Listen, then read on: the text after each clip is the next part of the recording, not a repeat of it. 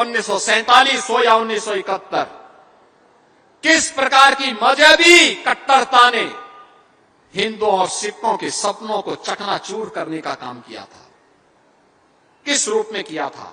लेकिन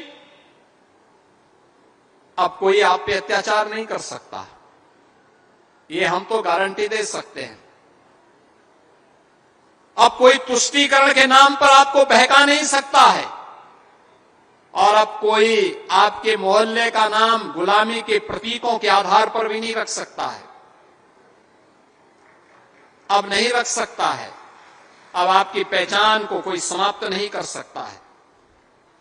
हम लोगों ने विभाजन एक था, लेकिन न्याय दो तरह का। बहनों और भाइयों, वह दो तरह का न्याय था। आप तो सही मायने में न्याय नहीं दे पा रहे थे।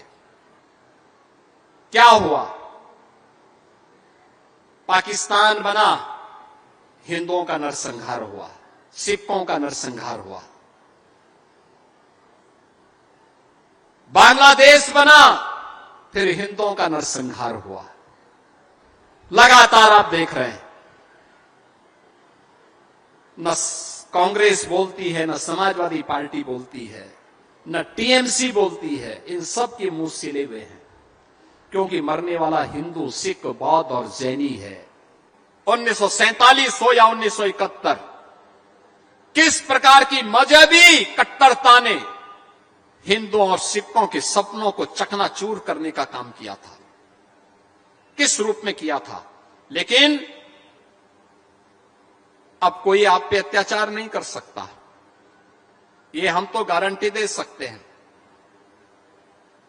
अब कोई तुष्टीकरण के नाम पर आपको बहका नहीं सकता है, और अब कोई आपके मोहल्ले का नाम गुलामी के प्रतीकों के आधार पर भी नहीं रख सकता है, अब नहीं रख सकता है। अब आपकी पहचान को कोई समाप्त नहीं कर सकता है। हम लोगों ने विभाजन एक था, लेकिन न्याय दो तरह का। बहनों और भाइयों, वह दो तरह का न्याय था। आपको सही मायने में न्याय नहीं दे पा रहे थे। क्या हुआ? पाकिस्तान बना, हिंदुओं का नरसंहार हुआ, सिखों का नरसंहार हुआ। बांग्लादेश बना, फिर हिंदुओं का नरसंहार हुआ। लगातार आप देख रहे हैं, न कांग्रेस बोलती है, न समाजवादी पार्टी बोलती है, न टीएमसी बोलती है, इन सब के मुंह सिले हुए हैं, क्योंकि मरने वाला हिंदू, सिख, बौद्ध और जैनी है।